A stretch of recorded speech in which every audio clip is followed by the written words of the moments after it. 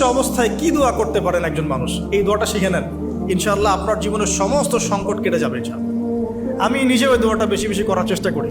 দোয়াটা হচ্ছে, মুসা আলাইহিস সালাম একটা গাছের নিচে হেলান দিয়ে বসলেন, বসে দেখলেন দুজন মেয়ে দাঁড়িয়ে আছে দূরে, পানি নিতে পারছে না, লোকজন পানি নিয়ে যাচ্ছে, ওরা দাঁড়িয়ে আছে বেচারি।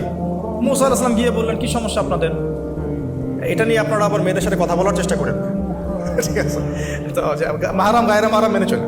তারা বললো যে আমাদের বাবা অনেক বৃদ্ধ মানুষ, আমরা পানি নিতে পারি না যতক্ষণ না আমাদের কম পানি নিয়ে চলে যায়। মুসা আলাইহিস সালাম তবে একটু বললাম না, ফিজিক্যালি খুব স্ট্রং ছিলেন, থাকে না বডি বিল্ডার, সামনে গিয়ে কথা বলে সরো পানি নিতে দাও, তখন মানুষ একটু মূল্যায়ন করে না। তো মুসা আলাইহিস সালাম এভাবে পানি নিয়ে দিলেন এবং বাছুরদেরকে পানি পান করালেন, করিয়ে গাছের নিচে এসে বসে আছেন।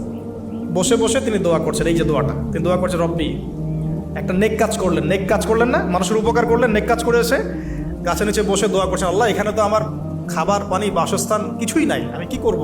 রব্বি ইন্নি লিমা আনজালতা ইলাইয়া মিন খায়রিন ফাকির, রব্বি ইন্নি লিমা আনজালতা ইলাইয়া মিন খায়রিন ফাকির। আবার বলেন, রব্বি ইন্নি লিমা আনজালতা ইলাইয়া মিন খায়রিন ফাকির। অর্থ হচ্ছে, হে আল্লাহ, তুমি তোমার পক্ষ থেকে আমার উপরে যে নেয়ামতগুলো দিবে, আমি এর জন্য ফকির হয়ে বসে আছি।